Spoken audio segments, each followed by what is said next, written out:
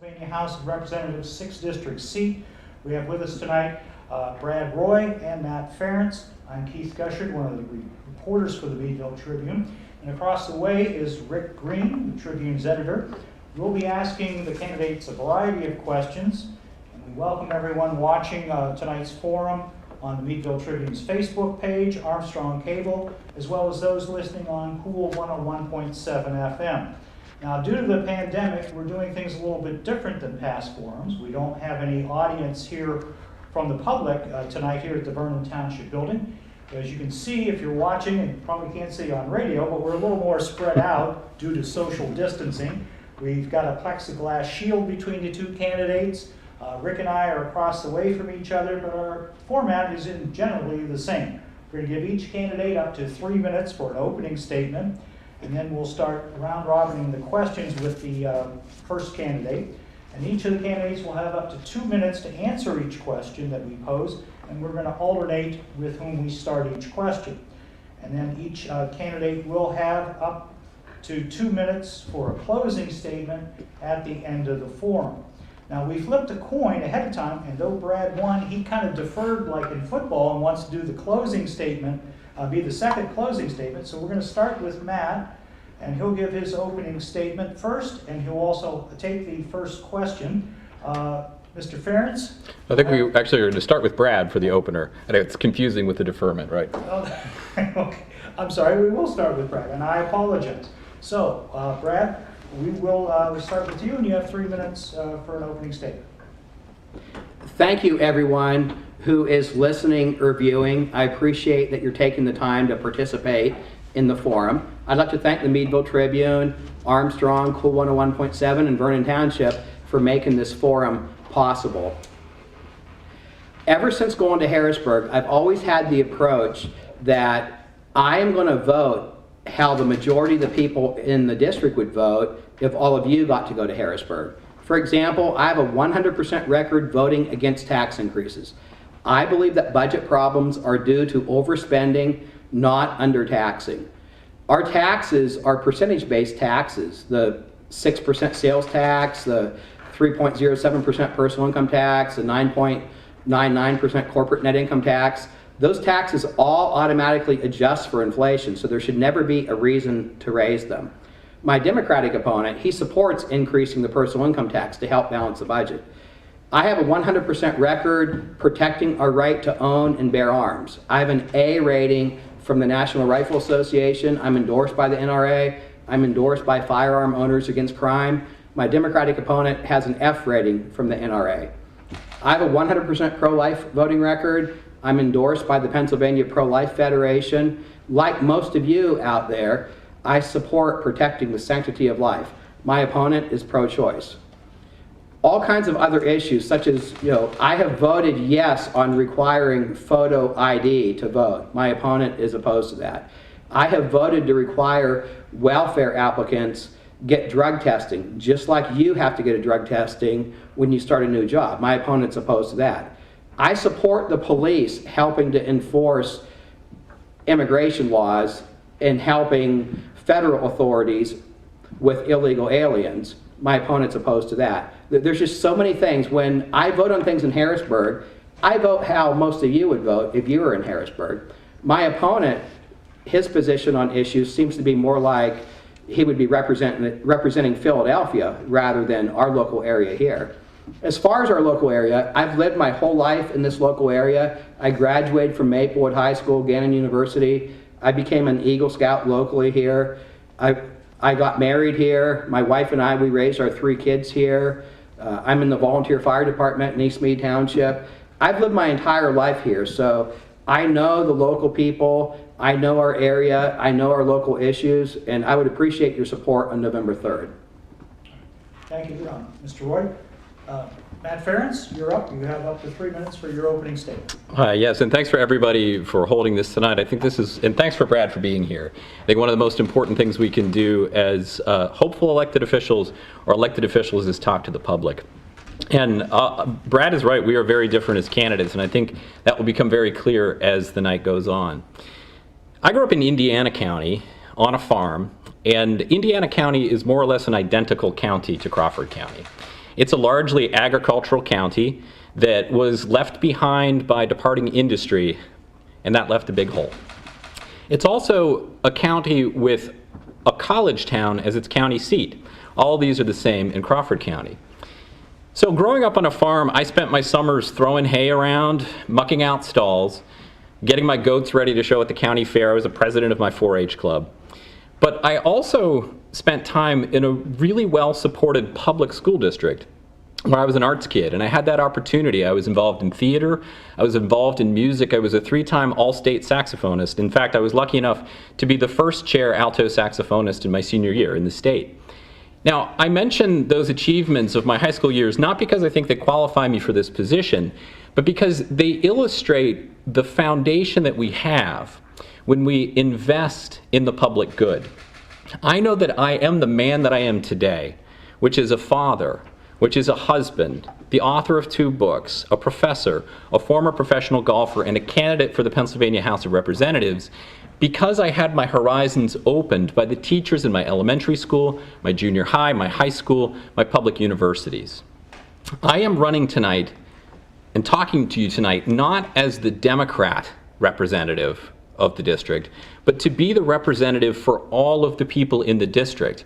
I'm not interested in partisan politics. I'm not interested in talking points. I'm not interested in supporting corporations. I'm interested in going to Harrisburg to stand up for the people of Crawford and Erie County. This is an enormously complex district which runs from Fairview to Meadville with a lot of things in between. There's a lot of agriculture. There's a lot of people struggling. We rank in Crawford County 56th out of 67 counties in the Commonwealth in per capita income. 1 in 4 people in Meadville live in poverty. These are issues that we need to solve, and I think the state can be a big part in helping to reinvest in a future where we can all thrive together. Thank you very much, Mr. Ferris. We'll start with Mr. Roy. How can the General Assembly best help small rural school districts, many of which are gradually losing students, and how can it help them get through the financial challenges that face them this year and in the coming years? You know, school funding is an interesting thing.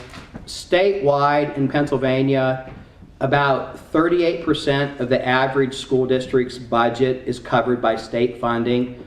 Locally, our school districts are funded at 50, 55%, 60% state funding. You know, Pencrest, where my kids go, about 60% of their budget is with state funding. As far as what Pennsylvania spends on schools, the national average is about $13,000 a year per student. In Pennsylvania, that average is about $17,000 a year. And so a lot of money is being spent on schools. As far as protecting our local school funding, there's a lot of talk about, you know, something should be done to help schools deal with losing students and their funding and stuff. Well, actually, students do not lose, school districts do not lose funding when they lose students. With the hold harmless mechanism in the school funding formula, you know, back when Pencrest was a 5,000 student district, they had a certain amount of state funding. They still get that state funding, plus it was increased every year by 1% or 2%.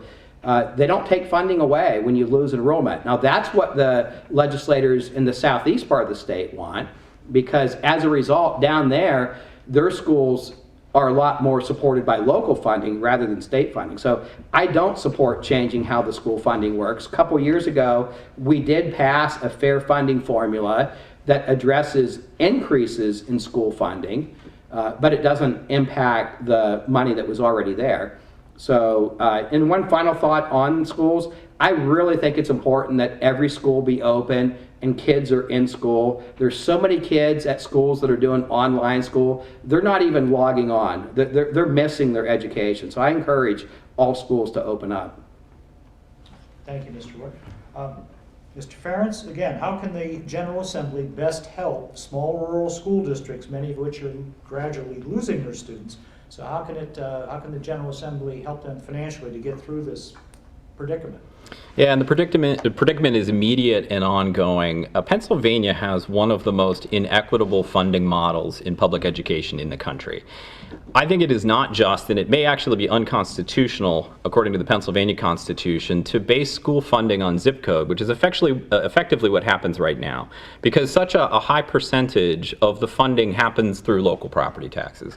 The first thing we need to do is create an actual equitable share of taxation where we're spreading the costs of all districts evenly and equitably across the entire Commonwealth, so that you can have the highest quality education from some of the highest trained teachers in the country. Pennsylvania teachers have some of the strictest standards for evaluation and licensure anywhere. So we need to make sure that our schools are funded that way.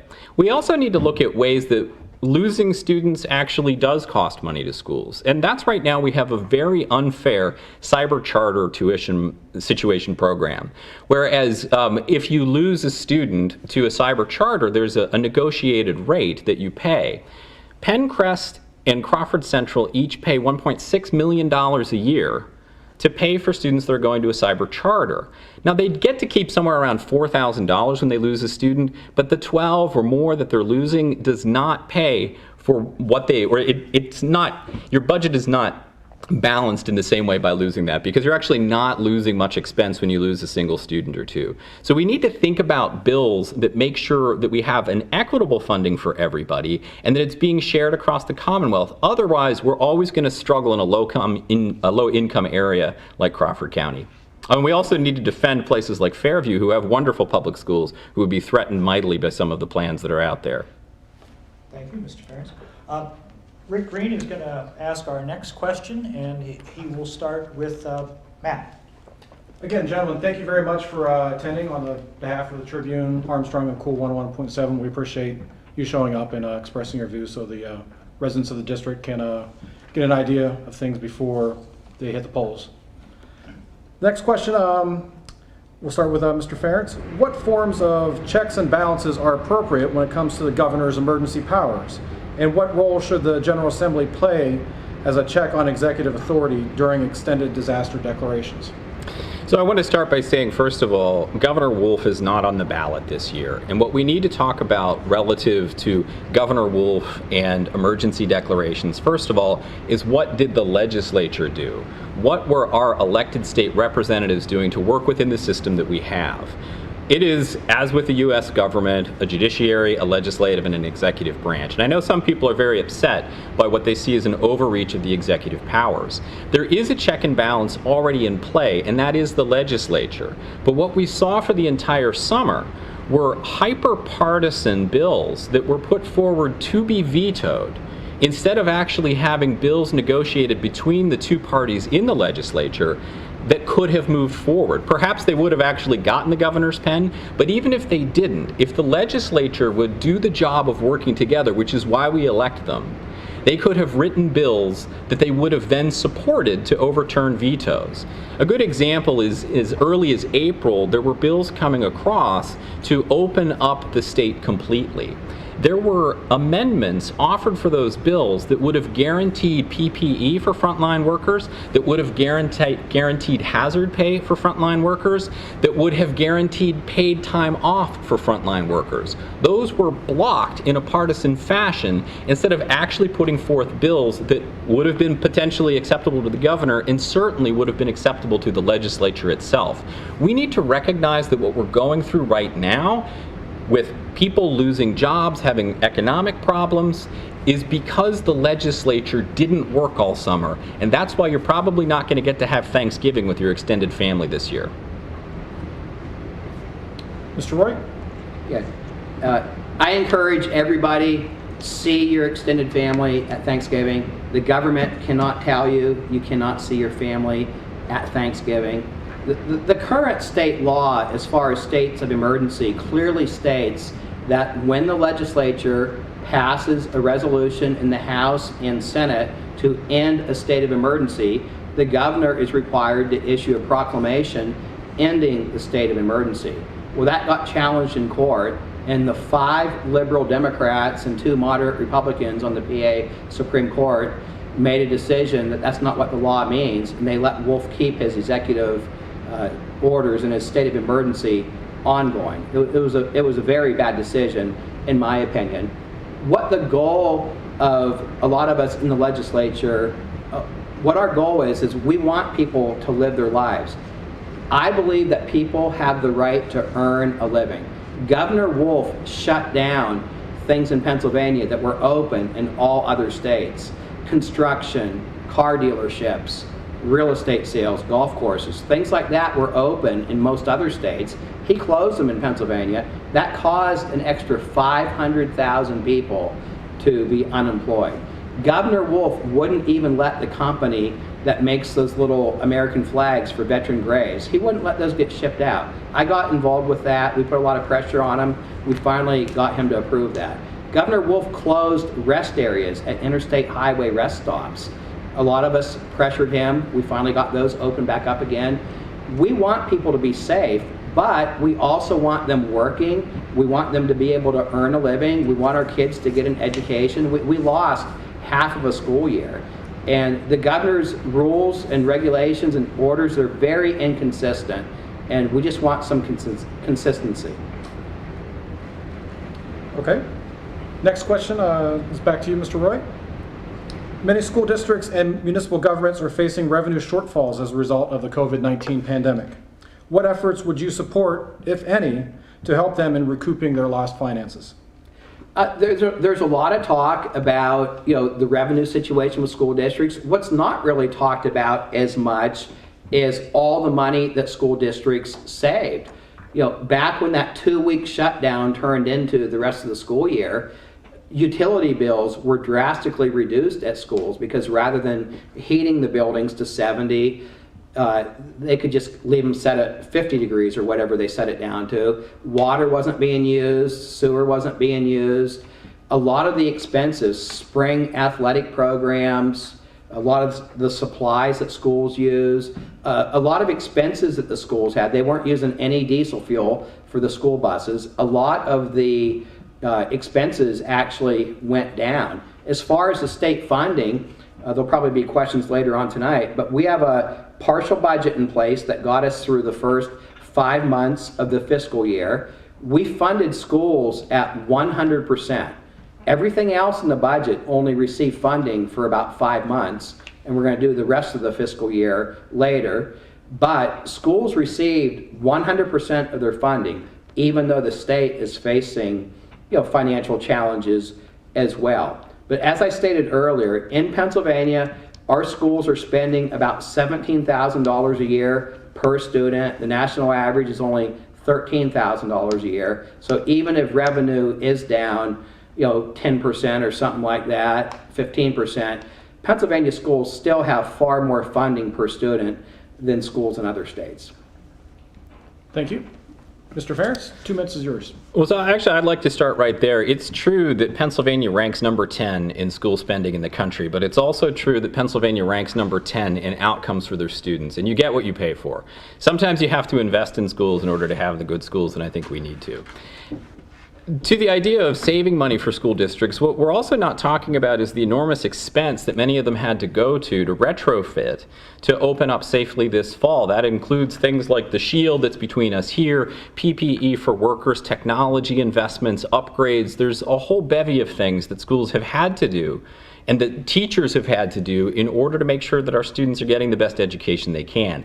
Our schools are going to be hurting. The state is going to need to help them next year. It means we're going to have a significant revenue shortfall, and that's something maybe we will talk about again later this evening. But I'll say in brief, Mr. Roy said at the beginning that I advocate raising taxes. I don't advocate raising the taxes on people. I actually advocate for a plan that would lower the income taxes of 86% of the residents of District 2, but it would raise the taxes ultimately on the very wealthy in a way that works with our Pennsylvania Constitution and would generate $2 billion of revenue in the first year.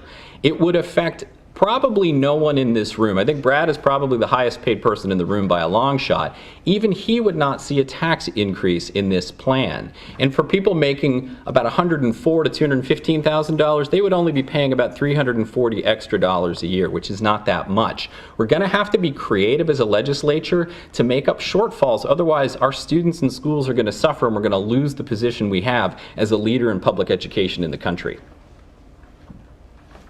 All right, thank you. Keith will have the next two questions. We're talking about money. Minimum wage in Pennsylvania is at $7.25 an hour. It's been unchanged since July of 2009. 2018, Governor Wolf did raise the minimum wage for state employees and contractors to $12 an hour, and then 50-cent increments each year till we hit a $15 an hour rate for those workers in 2024. Do you favor having an increase in Pennsylvania's minimum wage? And if so, to what level and how? And if not, why not? Matt, we'll start with you. Yes, thank you. All right, I jumped the gun there for a second. I definitely favor the increase of the minimum wage, and I actually like the gradated step plan that has been proposed. We actually also need to look at a living wage for a family, and honestly, $12 an hour, if you're a single parent with a single kid, $12 an hour isn't enough for a living wage, according to research from MIT. We cannot subsidize businesses making money off of the exploitation of their workers. And I actually know that there are a lot of businesses that want to do well by their employees and pay above the minimum wage because they believe that they deserve that kind of help. I know one of the criticisms can be about summer jobs and kids. There may be somewhere we can talk about that, is that maybe there are different wages for part-time high school workers versus adults who are actually wage earners. But the point is that all work has dignity. And if we don't pay people a rate that allows them to live and afford to live, we're not affording them dignity, whether they're working at a fast food restaurant or whether they're painting someone's house or whether they're a physician. We need to honor all work of all Pennsylvanians and make sure that they have enough to get by. So I absolutely support raising that minimum wage. Thank you. Mr. Roy? Governor Wolf effectively made the minimum wage in Pennsylvania zero. When Governor Wolf made my constituents close their businesses down, the construction companies in my business, contractors, painters, plumbers, electricians, Governor Wolf said they were not allowed to work. Their pay was zero. Bars that don't serve food, their pay is zero right now. If you own a bar, your pay is zero. That's wrong. We've worked hard in Harrisburg trying to get this governor to let us open up our economy, and we're going to continue with that fight. As far as minimum wage, it does get talked about a lot, but the numbers point to quite a different story than what the narrative usually is. In Pennsylvania, only about 1.5% of all jobs pay minimum wage. That's under 100,000 jobs. There's about 1.5% of jobs that pay minimum wage. All other jobs in PA, the other 98.5%, pay higher than that. About half of all minimum wage jobs are high school kids and college kids that work part-time at restaurants and retail stores. So the bigger question, in my opinion, is why are there adults? If somebody was as old as me and they're only making minimum wage, why is that? Is it they don't have job skills? Do they need to go back to school?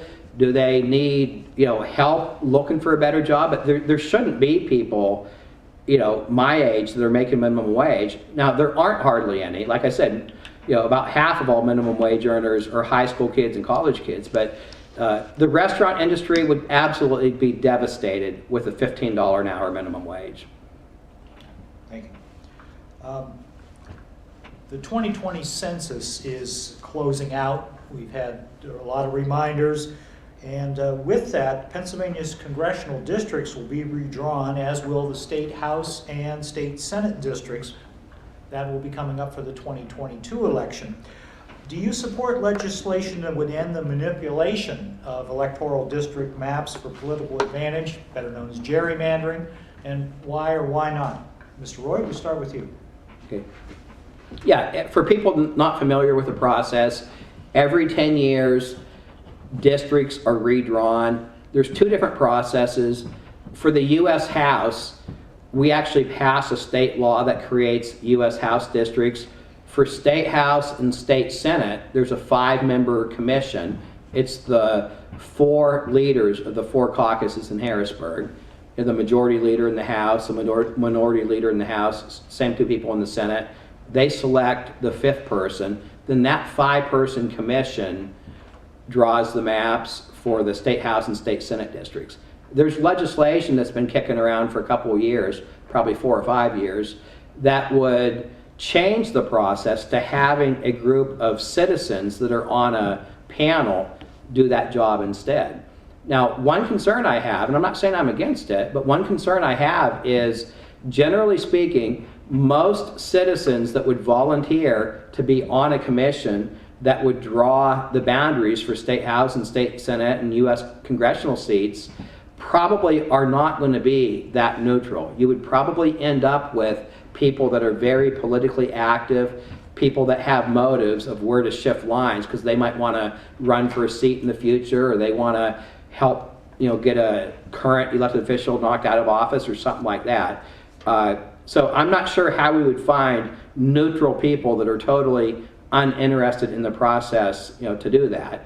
Now, an interesting thing that came along recently, a couple years ago, was we thought, well, if we're going to do State House and State Senate and U.S. Congress by district, why don't we do judicial districts too for the Pennsylvania Supreme Court and the other courts? So I would support the legislation if we do the judicial branch and the legislative branch, and for the congressional districts as well. Thank you. You made the time, just underneath it. Matt, well, same question to you. Hey, you almost gavelled me before I started.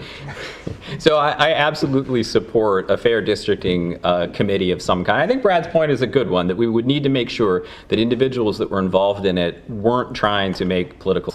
When I talk to people up in Fairview, they say, I don't mean any disrespect to you, but how are Meadville and Fairview in the same legislative district? And I think they have a point, because those are 2 communities with very different needs and very different issues that face them.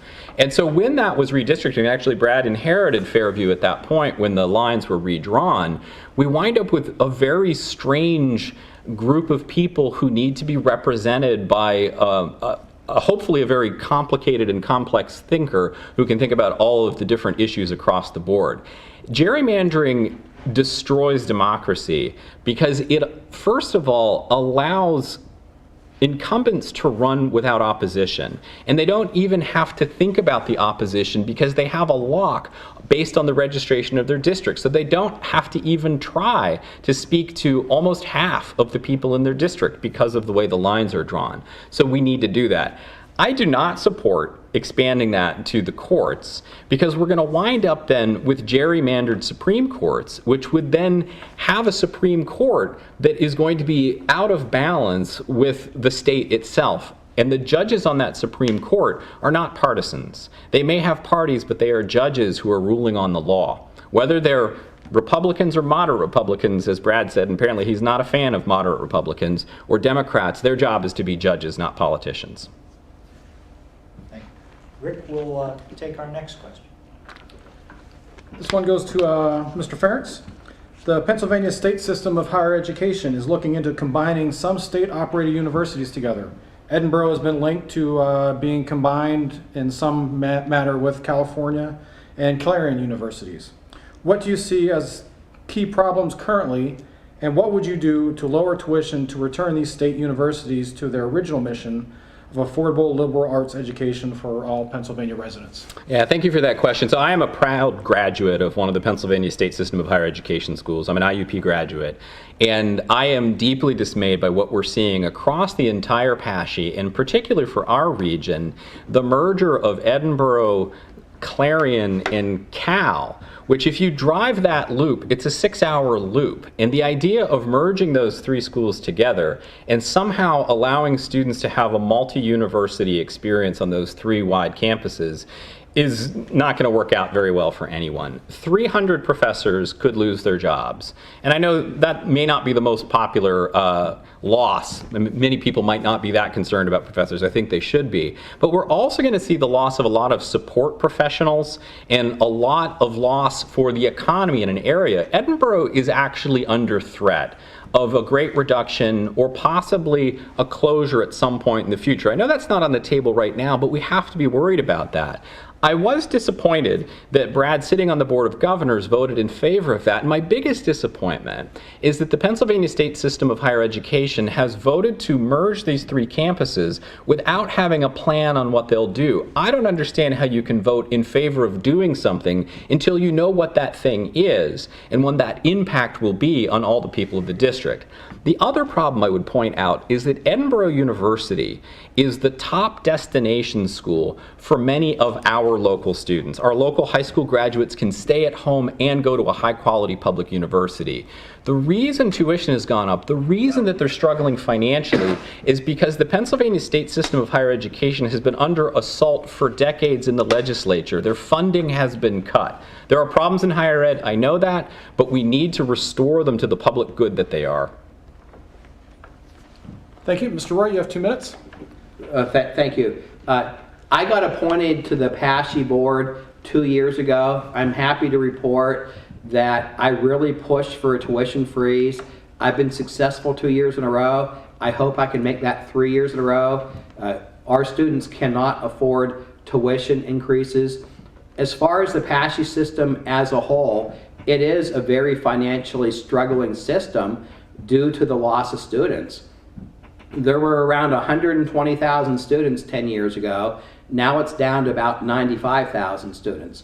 Locally at Edinburgh, they've lost about half of their student body in the last 10 years. So when you look at the finances, Edinburgh University is not financially viable on their own. They lost about $10 million in the last year. Now, eventually, all 14 of the state-owned schools, Edinburgh, Slippery Rock, Clarion, California, Kutztown, Westchester, all 14 of them, eventually, all 14 of them are going to be more closely linked with the system redesign initiative. The long-term goal is, if you're at Edinburgh, you might take 4 of your classes there, but if there's a 5th class you want to take, and they don't offer that class at Edinburgh, you can take it online from Westchester or from Mansfield or one of the other campuses. Every university doesn't have to have every position. A lot of the back office stuff, with the 3 universities working in conjunction with each other, a lot of the back office stuff, the students will never know, the public will never know, but there might be somebody at Edinburgh doing purchasing for the Clarion campus, or there might be the head of maintenance is in California, and there, things like that behind the scenes. But we have to allow the system to match their expenses with the revenue. Thank you. Mr. Roy, the next question's yours. To follow up on the Pennsylvania State System of Higher Education, the state system also provides some funding to Penn State, Pitt, and Temple. Do you think that's fair for them to provide funding when that could be taken away from students who might choose one of the 14 state system schools? That gets talked about a lot. I actually had the honor of being appointed to the Pennsylvania Higher Education Funding Commission. We've been inactive for the past several months because of the whole COVID-19 situation, but we're studying that issue. There's a group of about probably about, 15 or 20 legislators that are on the commission, and we're looking at those issues. What is the proper way to fund higher ed in Pennsylvania? Should we only fund the state-owned schools since we own them? Or should we fund every student equally regardless of where they go? Should we have pay for performance? Should we reward schools when a student graduates by giving them a certain amount of money for every degree they generate?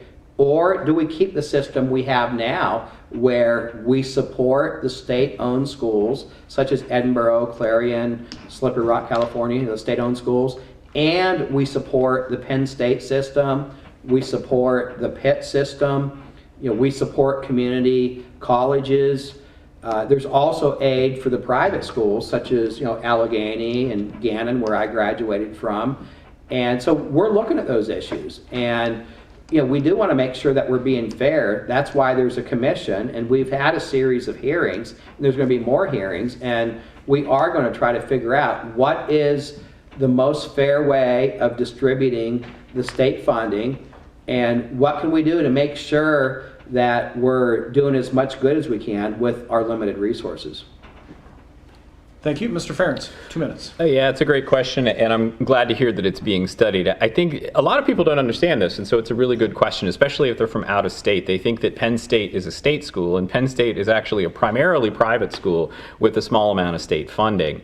One of the things that happened a number of years ago that has to be part of the conversation is that Penn State aggressively expanded all of what had been 2-year campuses and made them all 4-year campuses, and wound up out-competing a lot of our Pennsylvania state system schools. And at the same time, our Pennsylvania state system schools were seeing declining aid and couldn't compete in the other direction. That's part of the problem of the student loss, that this is, the high school age students is an issue across the entire Northeast, that we have these declining populations. I don't have an easy answer for this one, and again, like I said, I'm glad it's going to be looked into, but what we have to recognize is that because tuition has gone up so high at the Pennsylvania state system schools, it becomes an easy economic choice for some students between Penn State campus and IUP or Edinboro, and that's what ultimately isn't fair. We've raised the tuition rates by underfunding our Pennsylvania schools, which actually makes it an unfair competitive environment for much better endowed schools like Penn State that make quite a fortune on athletics and some of their other things. They've got the money that our state schools don't. We need to support our state schools. Okay, thank you. As you guys may have heard, there's an election coming up next week. Now, Pennsylvania does have open carry, in making it legal to carry a firearm if you've got a permit. But people can't brandish a weapon or otherwise intimidate somebody by hanging outside of a polling precinct. Why should or shouldn't gun owners be allowed to carry guns at a poll? Mr. Ferentz, we'll start with you. Yeah, that's a concerning question and a really important question. So overall, I am supportive of the Second Amendment. I grew up in a hunting family. I was a hunter until I stopped enjoying standing out in the cold. And I support gun culture. My family is quite involved. In fact, my sister-in-law was on the U.S. Olympic shotgun team. So we know guns and how they work. I was a shooting sports instructor and head at a Boy Scout camp, actually, as a college job. But I don't think we should have open carry in polling places. Whether it's legal or not, I think the difference between the implied threat and real threat is too fine of an issue within a polling station. And I don't think it's too much to ask for people not to carry their weapons into where people are voting. I am very concerned about what is going to happen in our election across the country, including in Pennsylvania, that some people might feel like they could actually intimidate voters by carrying a weapon into a polling station. I think it would be a very sensible regulation to just ask that people safely leave their gun in their car or truck before they come in to vote. I don't think that infringes on anybody's right to have a gun or the Second Amendment in any way. Mr. Roy? Yeah, what my opponent just said is probably one of the reasons why he has an F rating from the NRA. If you have a concealed carry permit and you have your gun with you, nobody knows you have it, you're not going to go in there and announce to the world that you have your gun. You have a legally owned gun. The Pennsylvania Constitution is very clear. The U.S. Constitution is very clear. We do have the right to own and bear arms. You can't have a situation where you have the government taking your rights away. So as far as open carry goes, that's an interesting subject. During a state of emergency, open carry is actually illegal.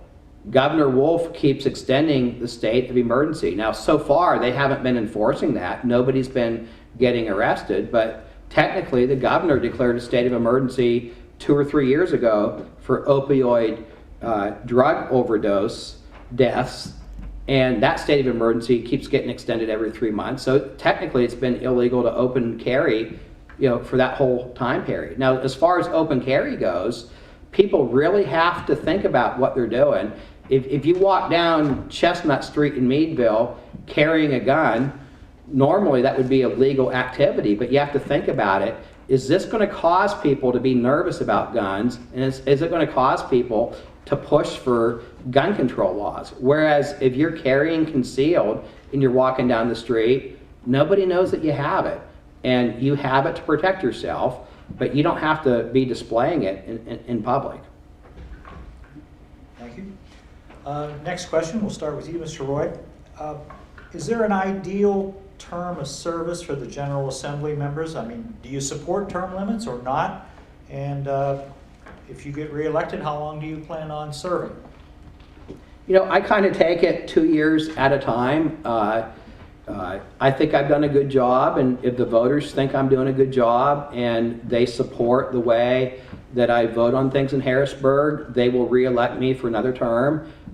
If they want, tax increases and gun control and pro-abortion legislation and stuff like that, they might vote for the other candidate. As far as term limits go, I have never said that, I never made any kind of pledge or anything about term limits. The voters do have an opportunity every election day to vote for people. I know the one presidential candidate, Mr. Biden, he's been in government for 45 or 50 years, and people keep electing him, and I'm not sure if they'll elect him next week or not, but they might. Other people might feel that his experience is a good thing and they should vote for him because of all that experience, or they might decide all that experience is a bad thing. A lot of times, if people are trying to hire an accountant or a lawyer or an insurance agent or a plumber or an electrician, a lot of times people do look for somebody that has several years of experience doing what the job is. So some people probably look at legislators that way. Other people probably do believe that there should be a limited amount of time and then the person's done. Thank you. Mr. Ferentz? Yeah, and I know Brad maybe hasn't made a pledge for term limits, but he did say 12 years would be his limit at some point in time. Now, I actually agree with him. I don't necessarily think that we should have term limits for elected officials. I think elections are the term limits, as long as we have fair elections. And those fair elections involve the end of gerrymandering, so that you have competitive races as much as possible in every district across the state. And as long as we don't have a political party that's trying to disenfranchise people who are mailing their ballots. If someone mails in their ballot tomorrow and it doesn't arrive, there's a good chance that it's not going to be counted, because there have been challenges from one party in Harrisburg because they know that Democrats are more likely to be voting by mail. We have to have free and open elections so that we can have the term limits that are guaranteed to us through the process of elections. I think the civic duty of every voter is to look carefully at the record of every person every year they run, see what they've accomplished, see what they're saying, and make a decision at the ballot box. And that's how we can have some pretty powerful term limits in District 6 and everywhere. Thank you. Rick will take the next question. We'll start with Matt. Pennsylvania has a state employee pension program funding gap. What proposals do you have to reform the state's employee pension system? Yeah, that's a very complicated question. And so I know one of them is teachers. And part of how we wound up with a pension gap with teachers is that the state allowed school districts to not put money into the pension system for a number of years, and then suddenly we have a shortfall. I think what we're going to have to do is balance the promises that we have made to people, and we can't turn our backs on people that were told they were going to have a reasonable retirement, and an ongoing system that is becoming unsustainable as those numbers mount. There is no easy answer to this. Part of this might actually have to be about revenue raising in some way. I wish I could tell you we could solve it this way or we could solve it that way, but I know that if we start cutting the retirement for individuals, if we start tossing people out of their pensions, we're going to have a bigger economic problem. We're going to have to support them in other ways. And if we don't have competitive pensions for our teachers and for other public officials, then we're going to have a hard time having competitive individuals in those positions. But this is a problem in the private sector. This is a problem in the public sector. We have seen that the move to 401ks and other kinds of defined contribution plans, which were never intended to be primary retirement vehicles, are creating a volatility for so many people who can be a year or two away from retirement. A pandemic hits, the stock market crashes, and now they can't afford to retire. That is not investing in the public good, and that is not following up on the promises we make to people when we hire them. Thank you. Mr. Roy. Several years before I was elected, they passed a really bad law in Harrisburg. They retroactively increased pensions by 25%. The state did not put any money in, and the law did not require the school districts or the employees, school employees or state employees to, nobody paid. Very bad law. Then about a year later, there's another law where they made a cost of living adjustment for people that had already been retired that didn't benefit from the 25% increase. And that 25%, that was retroactive for their whole career. So some people, they might have been paying for a certain benefit, and then 30 or 40 years of their career was retroactively increased, their pension check, and nobody ever paid for it. Then you had financial losses during the Great Recession. And then it's actually not accurate that schools were not paying. That's a good talking point, but schools actually have always paid, so has the state. The percentage they paid, there were laws passed before I was in the legislature that artificially reduced the percentage of payroll that the state and school districts were paying, but it was never zero.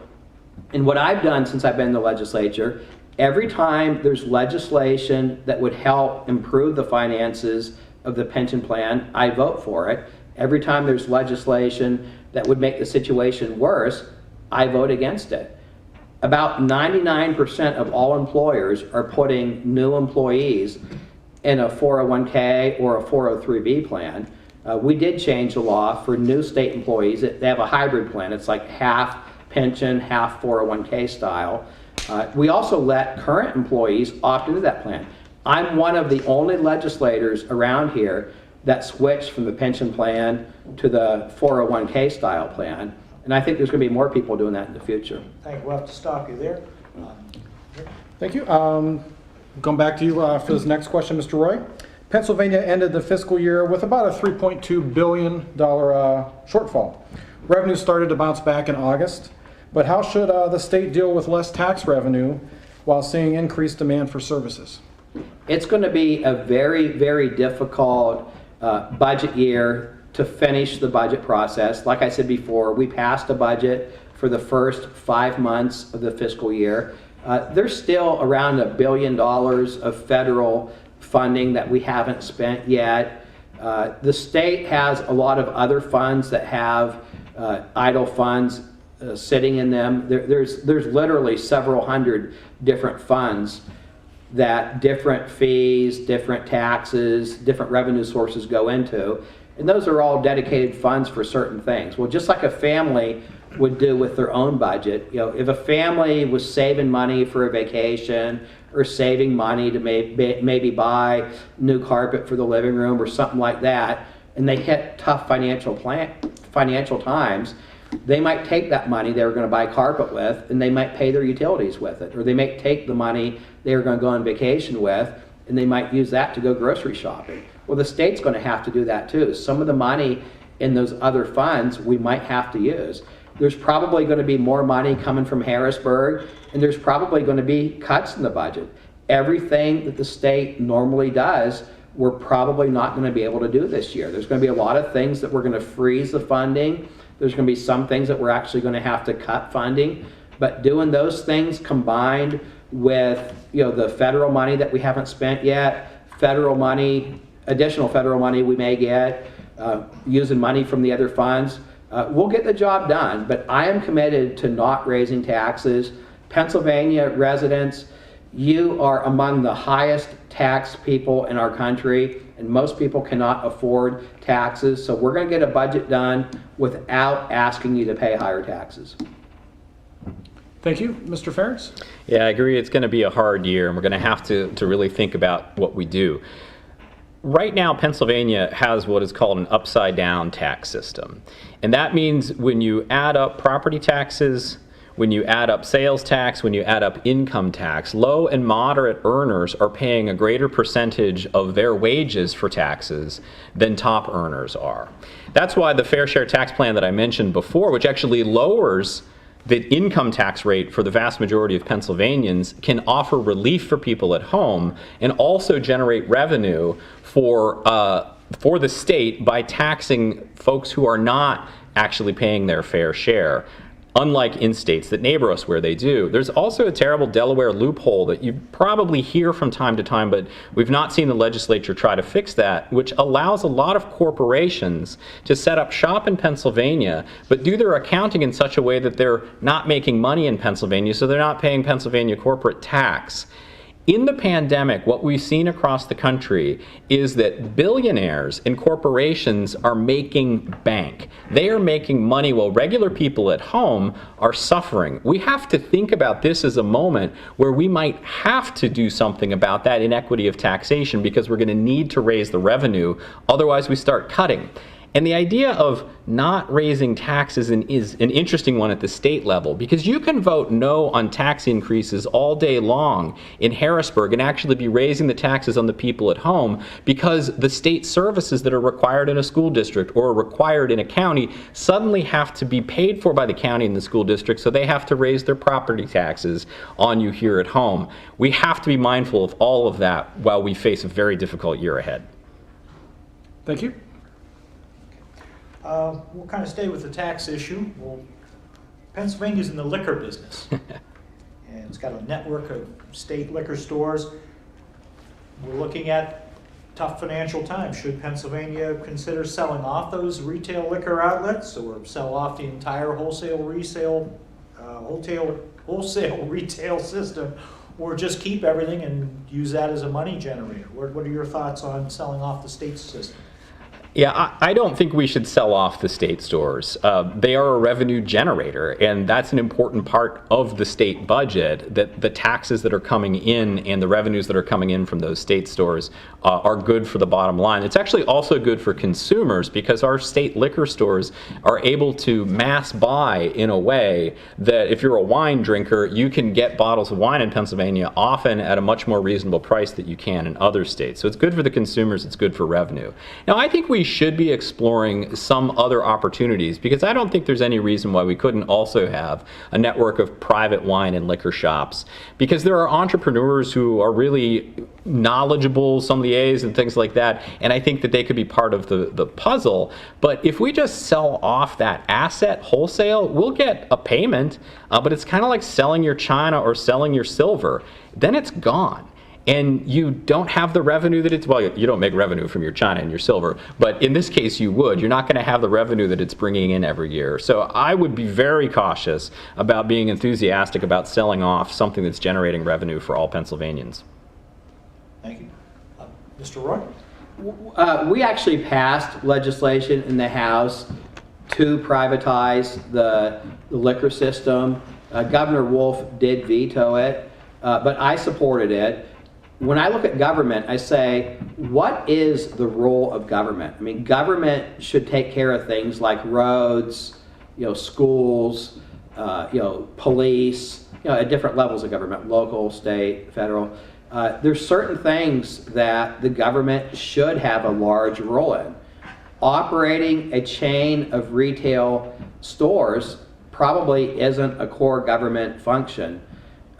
Pennsylvania is pretty much all alone, having the state have a complete monopoly on places to buy liquor. It's just not a normal thing. As far as the revenue goes, everybody always wants to talk about the revenue. Well, you got to look at the expenses. As the salary and benefit costs for the state employees that run the retail stores goes up, as the pension costs go up, as just normal operating costs go up, that difference, when you look at the revenue and you look at the expenses, those two lines in the chart are getting really, really close together. The system probably is not sustainable in the long term. So I do completely, fully support selling the system. The money that we would get, the lump sum that we would get from selling it, would make up for not having possible future profits in future years. Thank you. Mr. Roy, we'll start this next question with you. We've talked about the governor shutting down economic. Also, there was the health issue. What are your thoughts on the governor's health and safety plans implemented in the wake of the pandemic? Do you support them? Do you think they've gone too far, not far enough? I think there's been a lot of very confusing, inconsistent, unfair executive orders issued. This room that we're in right now, if this were a bar where they don't serve food, Governor Wolf says we would have to close. Nobody can be in here. If this was a restaurant, a bar that serves food, we could use 25% of the seats. If this were a casino, we could use 50% of the seats in here. If we took all the furniture out, set up a volleyball net and had a girls' volleyball game in here, only 25 people in the whole room. I mean, just completely inconsistent. He recently adjusted some of those numbers, but tomorrow morning he could adjust them back the other way, like that, just with another executive order. When I talked to the Secretary of Health a couple weeks ago, I said it seems like there should be some kind of consistency. You know, maybe so many people per square foot in a building, or, you know, no maximum limit on how many people, but keep everybody 6 feet apart, or some kind of consistent thing. But it just doesn't make sense. When, you know, Governor Wolf said amusement parks could have thousands of people. If Conneaut Lake Park would have opened up this summer, the part of the park that would be the size of a high school football stadium could have had thousands of people in that area. But at a high school football stadium, only 250 people. It just doesn't make sense. You know, closing down businesses that were open in the other states just didn't make any sense. You know, furniture manufacturing was shut down. If somebody had a furniture shop in the shed behind their house and they worked by themselves, no employees, no customers there, it was illegal for them to make furniture. Just ridiculous stuff like that. The whole business waiver process was so inconsistent and unfair. The governor's done a very poor job, in my opinion. Thank you, Mr. Roy. Matt? But it might come as a surprise to people watching at home. I actually agree with many of the things that Brad just said. I think particularly early on there were a lot of inconsistencies, and part of them were just inconsistencies, and there were waiver process issues that really did not make sense and do not appear to have been fair in any way. Also, part of the inconsistencies, though, are related to an ongoing pandemic with an evolving virus, and we're learning more every day about how it is spread and how to keep people safe. One of my biggest frustrations about the state response is that we've pretended like it's a choice between two difficult problems. Is it an economic problem or is it a public health problem? It's been both problems at the same time, and I am glad that Secretary Levine and Governor Wolf have done as well for the people of Pennsylvania as they have. We've actually fared quite well in the Northeast, and a lot of that had to do with the sort of guidances that they were putting forward. We're also right now at the record day for new cases in Pennsylvania, and we've seen here in Meadville a really concerning spike. Things are continuing, and the problem is if we're not going to respond with keeping the community healthy as our first priority, we're going to wind up in a terrible public health situation very soon, and that's also going to be an even worse economic situation. We should not have been forcing workers and businesses to make a decision between whether they open up and risk getting sick or whether they don't open up and risk going broke. We needed the state to do what they did to keep us safe from a health perspective, but also offer financial assistance to workers and small businesses so they could have afforded the downtick in business they would have. And I'll also add that even if we open them up, people are unlikely to go out in 100% capacity for a lot of restaurants because they don't want to get COVID. That's a reality. We can't pretend that opening up is suddenly going to generate all the revenue people need. Thank you. This question will be back to you, Matt. To follow up on the COVID-19 situation, you in fact mentioned the totals for positive cases reported by the state were at a record high today for Pennsylvania, and Crawford County has seen an increase. Would you like to see the governor to reenact some other restrictions, some other controls to prevent the spread, or do you think we're on the correct path right now? I would not like to see further restrictions come in, and I also would like to see the pandemic go away. I don't know what the governor will do or what the governor will have to do. My hope is that we won't have to experience the sort of restrictions we had, because I'm hopeful that we'll have a consistent public messaging from elected officials that we can take this pandemic seriously. One of the things that's caused the outbreak to increase is the number of politicians in the state house and also in the federal government that have perpetuated the hoax that COVID is a hoax. They're not encouraging mask wearing. They're making it a political wedge instead of doing the prime duty of government, which is to keep people safe. I think if we could actually have a concerted effort to communicate to people how and why they need to socially distance themselves and to wear masks, we might be able to prevent those sorts of shutdowns. If we can't get it together as a people to look out for our fellow Pennsylvanians, we're going to be in a really rough spot economically, public health, and I'm afraid that we're going to have to go through a shutdown again. And our schools are going to have to close. You're going to have to balance online education for your kids while you're balancing online work for yourself, and you're not going to be able to do safely a lot of the things that we ought to be able to do if we'd been taking this more seriously from the beginning. All right. Thank you. Mr. Roy, 2 minutes. The whole mitigation efforts being undertaken were probably well intended by Governor Wolf, but they've been a disaster. I have helped and tried to help so many of my constituents whose lives are being ruined by mitigation efforts that have very little impact on public health. Business owners that were forced to close. The governor, with a snap of the fingers, the governor could decide tomorrow morning that he's going to put the state back into the red phase or the yellow phase. I don't think business owners are going to do that this time. They did it back in the spring, but so many of them struggled financially. The governor allowed big box stores have 500 or 1,000 customers in there all at the same time, but small locally owned stores that normally only have 1 or 2 customers at a time, they had to stay closed. Now, what's safer? This room we're in right now, this was a little mom and pop store that sold bicycles or something. Governor Wolf said it's illegal to come in here and buy a bike. But you can go out to Walmart with 800 other people and buy a bike out there. It just doesn't make any sense. And it doesn't make sense to force healthy people into quarantine. That's not how things are usually done. Usually, sick people are placed into quarantine so they don't get other people sick.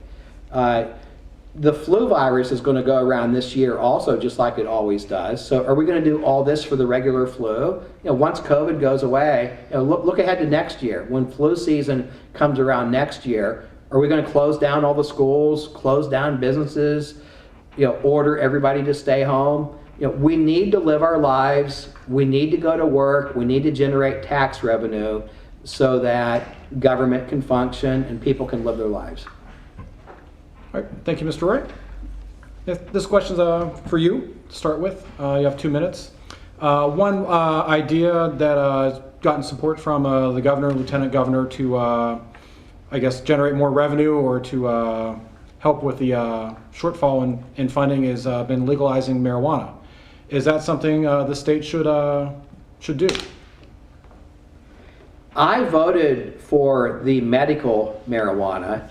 There were a lot of doctors that thought that should be an option to treat their patients. Some patients didn't do well with more traditional prescription drugs. And there's a little bit of research that shows there is some success for certain medical conditions using medical marijuana. So I actually did vote for that. I did support that, and most people are probably aware that actually passed It's a very regulated business in Pennsylvania. We regulate the growers, we regulate the sellers, we regulate, who can buy it. You have to get, special orders from a doctor to be able to buy it. As far as recreational marijuana, I don't support that. The lieutenant governor actually has a marijuana flag hanging on the front of the Capitol building right now. I think that's inappropriate because marijuana is illegal under federal law.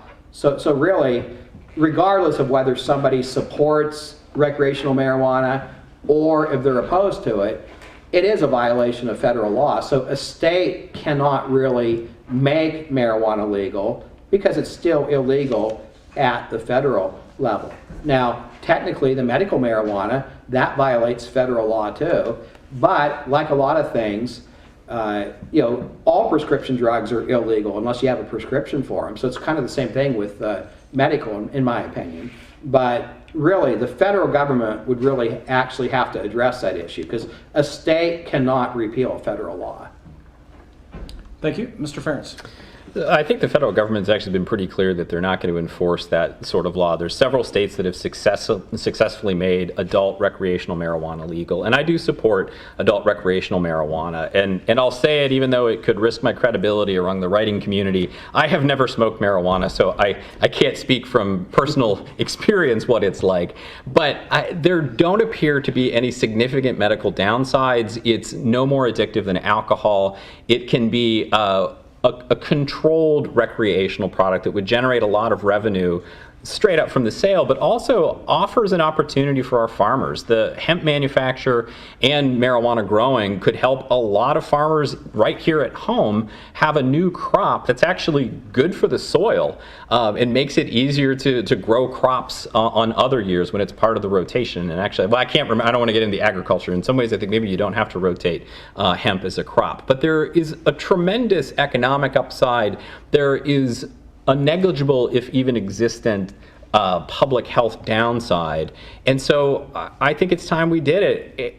We can be part of the states that are enjoying the positive revenue from doing it early and also applying pressure to the federal government to actually change those laws. And I also want to add that when we do make it legal, and I have a feeling it probably will happen, we have to have restorative justice for individuals who are incarcerated for what were petty crimes when they happened and will be actually legal once adult recreational marijuana is passed, and that disproportionately affects particularly black men in Pennsylvania, and that is not fair either.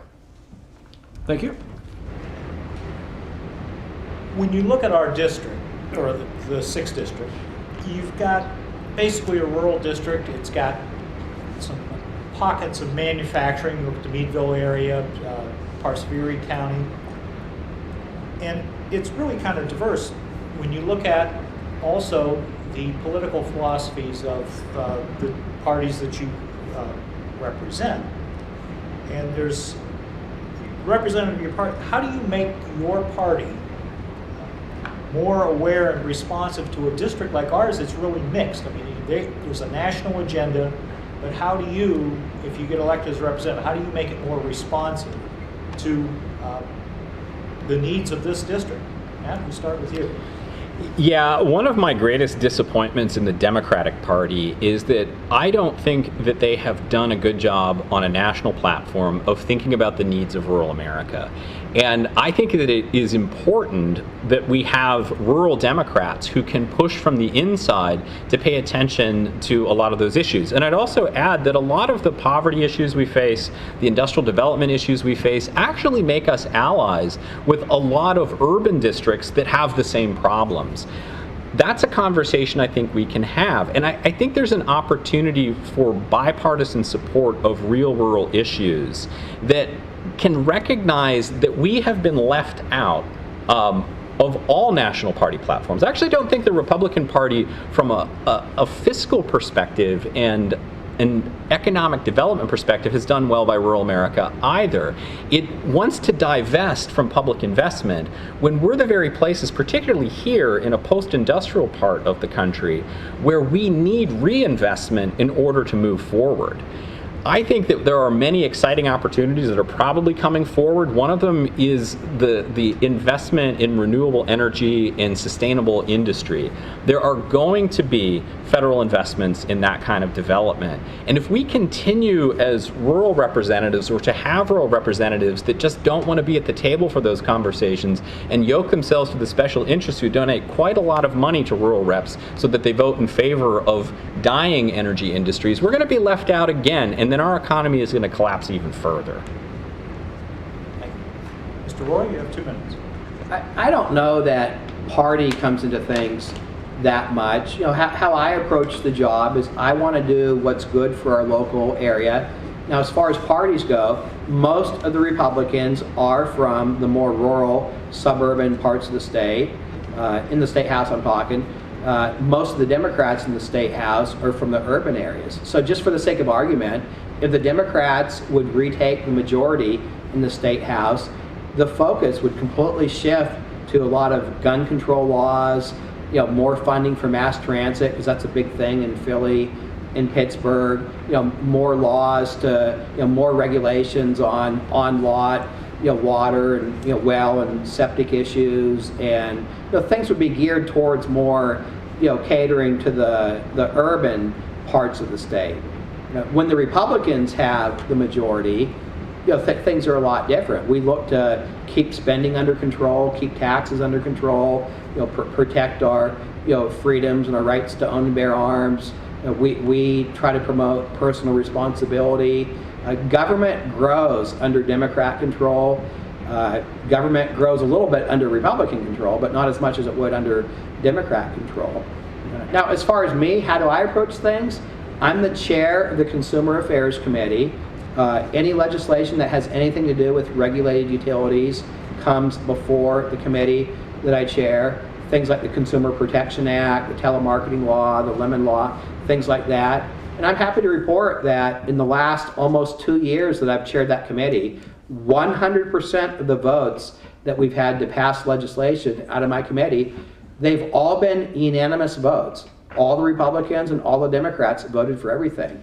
So there's a lot of issues actually in Harrisburg where the Republicans and the Democrats work closely together on. When it comes to things like massive tax increases and gun control and stuff like that, that's where you get division. We're going to have to stop you at that point. Thank you. Oops, I'm trying to stop the buzzer too. Mr. Roy, this question will be to you, and we'll start with you rather. What's the one law in Pennsylvania you'd either like to see enacted or a current law that you'd like to see changed, and why? I think the thing that could help us the most is the taxpayer protection law, which would basically say that the state budget can only increase at the inflation rate plus an adjustment for population growth. We have a pretty stagnant population, so that's not that much of an issue. But the biggest thing that we could do is limit the growth of the state budget to the inflation rate. The way it is right now, the state budget, if you look at the last 20, 30, 40 years, the state budget has been growing at double the inflation rate. And people can only earn so much money, and they can only pay taxes that are so high.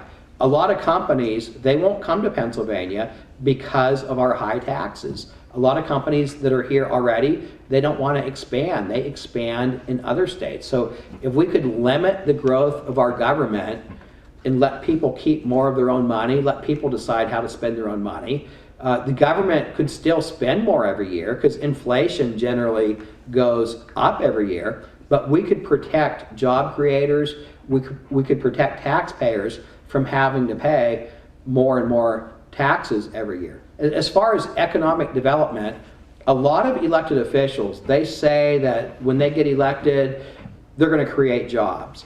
Well, government actually cannot create jobs. We can't do it. What we can do is get government out of the way so that employers can create jobs by reducing regulations, keeping taxes affordable, doing things like that to make it easier for companies to succeed and hire people. That's how you grow the economy. Thank you. Matt, it's your turn. So one thing is, I think there are a lot of laws in the books that are no longer enforced, and one of the things we need to go through is clean that up. But I'll go to something a little bit more specific. There was a bill that was passed recently that exempts shallow well gas drillers from having to report what now is relatively small but still significant crude oil spills and brine water spills. And they can judge for themselves whether or not it's going to impact a waterway. Fortunately, the bill that was originally proposed and actually co-sponsored by Mr. Roy would have allowed 600-gallon spills instead of the smaller ones we have now.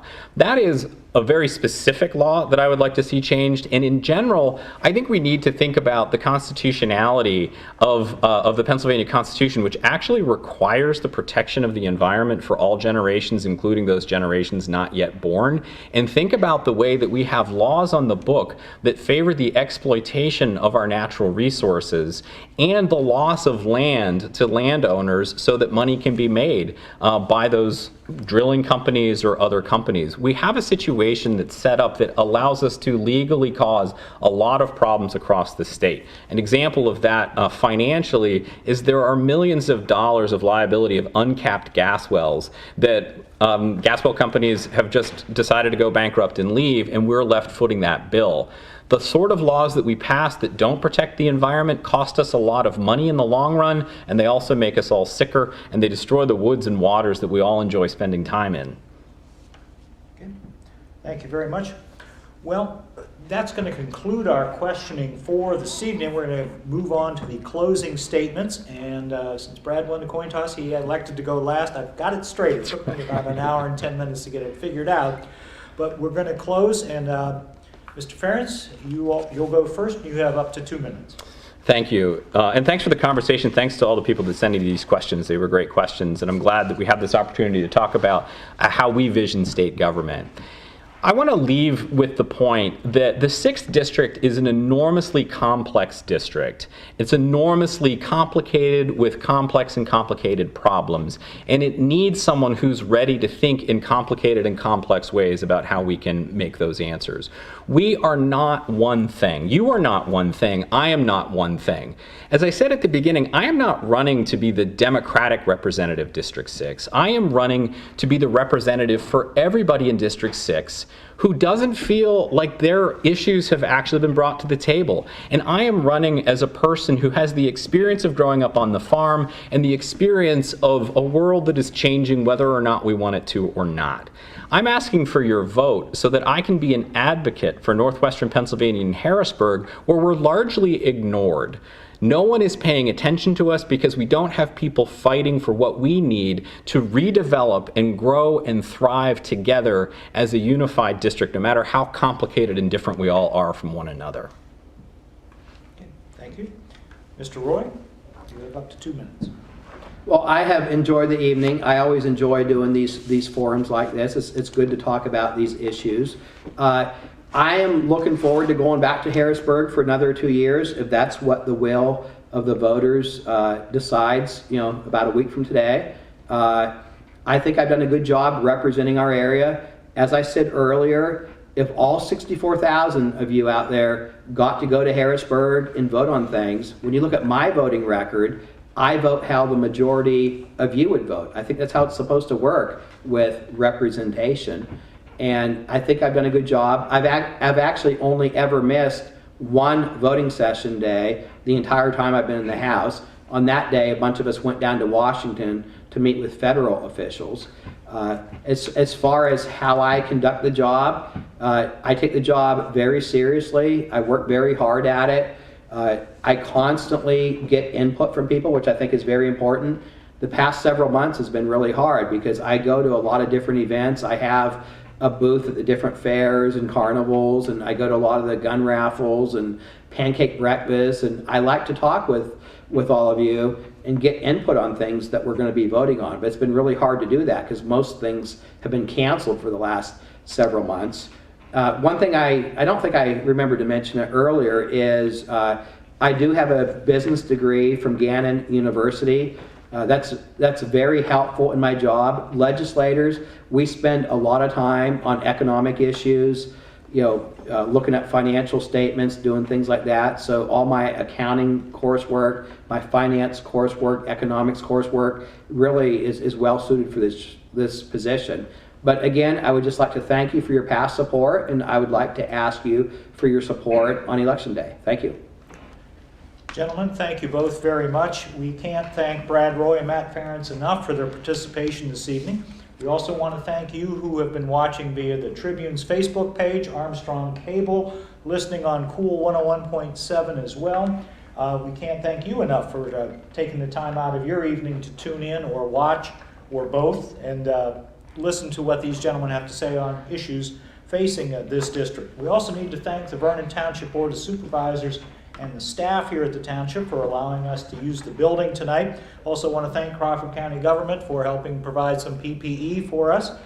The video of this forum is going to be on the Tribune's Facebook page and website. Also, Armstrong will have it on its YouTube channel. This forum also will show up on Armstrong's neighborhood channel. It is scheduled Friday the 30th of October at 6 o'clock, Sunday the 1st at 1 o'clock if you don't feel like watching football, and then Monday, November the 2nd at 8:30 p.m. on the Armstrong neighborhood channel, which are channels 23 and 100. We also want to remind you to take time out to vote if you haven't already, because the election, as is all elections, is very important. On behalf of Rick Green and the Meadville Tribune, I'm Keith Gushard. Have a good evening.